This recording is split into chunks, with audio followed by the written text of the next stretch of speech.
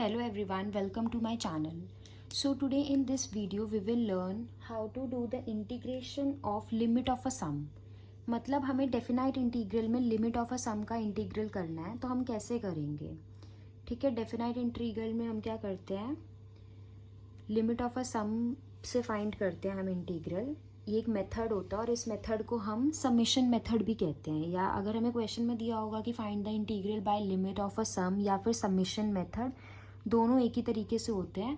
अब हम देखते हैं कि डेफिनाइट इंटीग्रल होते क्या हैं.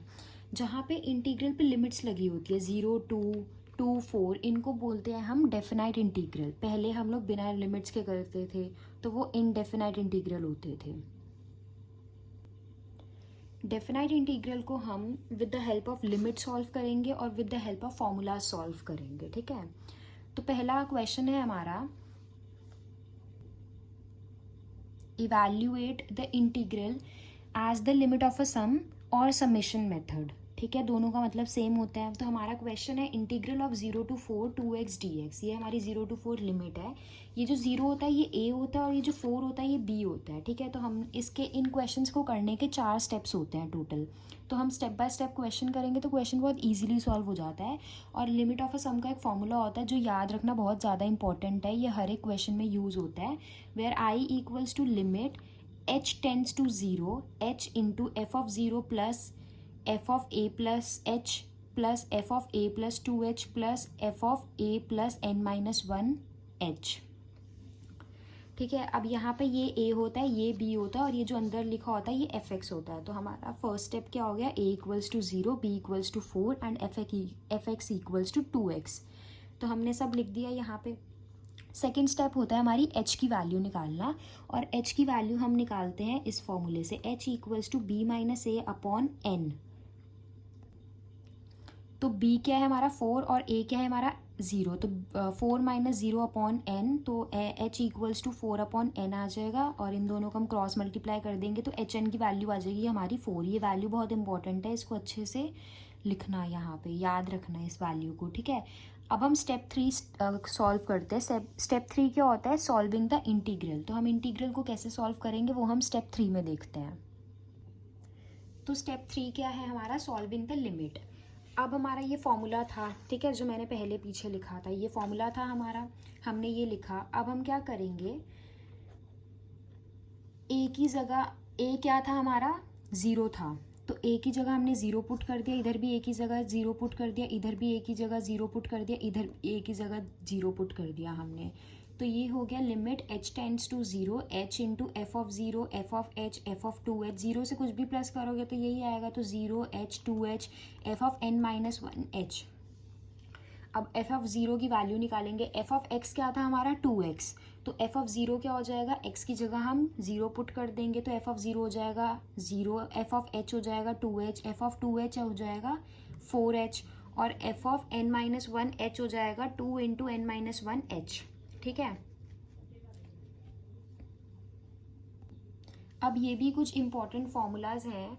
अगर हमें कुछ ऐसा दिख रहा है तो 1 + 2 + 3 गोज़ अप टू n, तो उसका आंसर क्या होता है n into n+1/2. Second form में अगर हमें 1 का स्क्वायर प्लस 2 का स्क्वायर प्लस 3 का square goes up to n का स्क्वायर होता है, तो उसका आंसर क्या होता है n into n+1 into 2n+1 upon 6. अगर हमें क्यूब में दे रखा होता है 1 cube plus 2 cube plus 3 cube goes up to n cube, तो उसका आंसर क्या होता है n इंटू n+1/2 का होल स्क्वायर. ठीक है, ये 3 फॉर्मूलेज बहुत इंपॉर्टेंट है. इन 3 फॉर्मूलेज को जहाँ पे आप क्वेश्चन सॉल्व कर रहे हो ना, उसके साइड में ही छोटा करके लिख लो ताकि आपके माइंड में रहे ये. अब हम क्वेश्चन को आगे सॉल्व करते हैं. तो अब हम क्या करेंगे, इसमें से अब हम 2h को कॉमन निकाल लेंगे. जब हमने 2h तो ऑलरेडी था बाहर, हमने 2h को कॉमन निकाल लिया, तो अंदर क्या बच गया 0 + 1 + 2h goes up to n-1. अब ये हमारा ये वाला फॉर्मूला बन गया 1 + 2 + 3 गोज़ अप टू n. वहाँ पे क्या उसका आंसर होता था n इंटू n+1/2.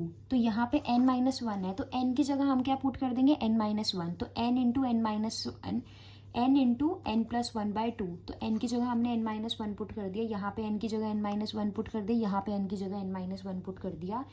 ये 2 से 2 कैंसिल हो जाएगा, ये 1 से 1 कैंसिल हो जाएगा, तो क्या बच जाएगा, limit h tends to 0 H ये बच गया और एच ये वाला बच गया, तो एच इंटू एच, और अंदर क्या बच गया, N minus one into N. ठीक है, इस एच को इस एन से मल्टीप्लाई कर दिया, क्यों, क्योंकि हमारे पास एच एन की वैल्यू है, और ये वाला एक एच इस पूरी ब्रैकेट से अंदर मल्टीप्लाई हो जाएगा। तो जब इसको इससे मल्टीप्लाई करेंगे तो आएगा एन एच माइनस एच, और इसको इससे मल्टीप्लाई करेंगे तो आएगा एन एच। अब हमारे पास एन एच की वैल्यू है, एन एच की वैल्यू हमारी 4 थी, तो 4 माइनस ज़ीरो इंटू 4 कर देंगे हम। नेक्स्ट स्टेप में मैंने वही किया, I equals to limit H tends to 0, 4 minus h, n H की वैल्यू क्या थी 4, तो 4 माइनस एच इंटू 4, और एच टेंस टू 0 है तो इसीलिए हमने एच की वैल्यू क्या पुट कर दी 0, तो 4 माइनस 0 इंटू 4, 4 इंटू 4 क्या हो गया 16, तो 16 हो गया हमारा फाइनल आंसर। नेक्स्ट क्वेश्चन है हमारा, evaluate the integral as the limit of a sum, और समेशन मेथड भी हम इसको बोल सकते हैं। तो हमारा क्वेश्चन है integral of 1 to 4 X square minus X D X. अब ये 1 क्या है, ये हमारी ए की वैल्यू है, 4 जो है हमारी बी की वैल्यू, और एफ एक्स क्या है हमारा x square minus x. First step हमारा हो गया, हमने वैल्यूज़ लिख दी सबकी। सेकंड स्टेप क्या होता है हमारा, एच की वैल्यू निकालना है। तो एच की वैल्यू हम कैसे निकालेंगे, B minus A upon N. B क्या है 4 और ए क्या है एन, ए क्या है 1, तो 4 माइनस 1 अपॉन एन हो गया, तो h equals to 3 upon n आ गया, और एच एन को हम जब क्रॉस मल्टीप्लाई करेंगे तो एच एन की वैल्यू क्या आ जाएगी 3। ये वैल्यू बहुत ज़्यादा इंपॉर्टेंट है, इसको अच्छे से याद रखना, एच एन की वैल्यू आ गई 3। अब हमारा थर्ड स्टेप होगा टू सॉल्विंग द लिमिट। तो अब हम लिमिट को कैसे सॉल्व करेंगे, अब हम वो देखेंगे। सॉल्विंग द लिमिट, ठीक है, हमने लिमिट का फॉर्मूला लिख दिया, सम ऑफ अ लिमिट का फॉर्मूला लिख दिया, limit h tends to 0 h into F of A plus F of A plus H plus F of A plus 2h goes up to F of A plus N minus 1h। अब हम क्या करेंगे, हमारा a की value क्या थी ऊपर integral में, a की वैल्यू क्या थी 1 और b की वैल्यू क्या थी 4, तो a की वैल्यू हमने यहाँ पे पुट कर दी, f of 1 plus F of 1 plus H plus F of 1 plus 2h goes up to F of 1 plus N minus 1h। ठीक है, अब हम क्या करेंगे, अब हम फंक्शन में वैल्यूज़ को डालेंगे। तो फंक्शन क्या था हमारा एक्स स्क्वायर माइनस एक्स, तो एक्स स्क्वायर माइनस एक्स में जब हम एफ ऑफ 1 निकालेंगे, यानी एक्स की जगह जब हम 1 डालेंगे, एफ ऑफ 1 डालेंगे, तो आंसर क्या आएगा हमारा 0। 1 का स्क्वायर माइनस 1 क्या हो जाएगा 0, तो हमने एफ ऑफ 1 लिख दिया 0। एफ ऑफ 1 प्लस एच का क्या आंसर आएगा H square plus H. F of 1 plus 2h का क्या आंसर आएगा 4h स्क्वायर प्लस 2h, और ऐसे ही f of 1 plus N minus 1 into h का क्या आंसर आएगा n माइनस 1 का होल स्क्वायर h का square plus F of n minus 1 into h आएगा। ठीक है, अब ये देखते हैं हम करके। तो इधर हमारा फंक्शन था x square minus x, x की जगह हमने 1 प्लस एच डाला, तो ये आंसर आ गया। होल स्क्वायर को ओपन करेंगे, कैंसिल आउट करके ये आंसर आ जाएगा।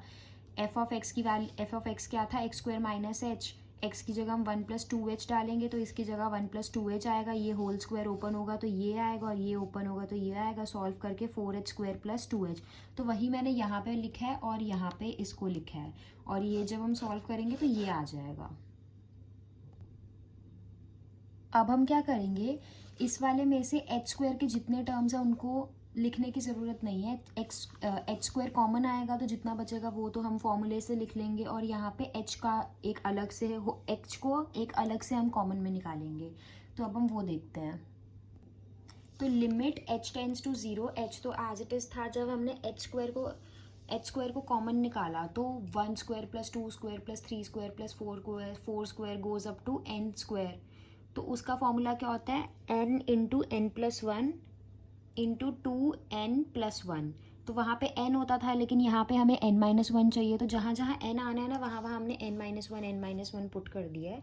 और ये 1 plus 2 plus 3 goes up to n था, तो हमने यहाँ पे n की जगह n माइनस 1 पुट कर दिया, तो ये हो गया n minus 1 into n minus 1 plus 1 upon 2। ये 1 से 1 कैंसिल हो जाएगा, ये 1 से 1 कैंसिल हो जाएगा, जो बच जाएगा हमने एज इट इज़ यहाँ पे लिख दिया है। ठीक है, यहाँ पे बच गया एच स्क्वायर n माइनस 1, यहाँ पे n बच गया इंटू 2n माइनस 1 अपॉन 6। यहाँ पे क्या बच जाएगा h n minus 1 into n upon 2। ठीक है, अब एक h हम इससे मल्टीप्लाई करेंगे और एक h को इस ब्रैकेट से मल्टीप्लाई करेंगे। तो जब एक h को इस ब्रैकेट से मल्टीप्लाई करेंगे तो आ जाएगा NH माइनस h, और इसको मल्टीप्लाई करेंगे तो NH 2n minus 1 as it is. इस h को हम इससे मल्टीप्लाई कर देंगे, तो n minus 1 into NH upon 2। ठीक है, अब NH की वैल्यू क्या थी हमारी 3,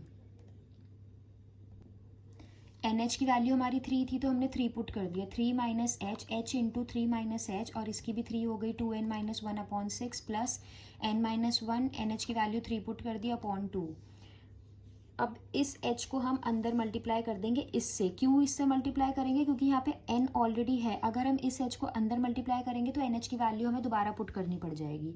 तो 3 माइनस एच इंटू 3, इस h को अंदर मल्टीप्लाई करा तो 2NH minus H upon 6 plus NH minus H upon, इस h को भी इससे मल्टीप्लाई करेंगे तो ये पूरी ब्रैकेट से मल्टीप्लाई हो जाएगा, तो NH minus H upon NH minus H into 3 upon 2।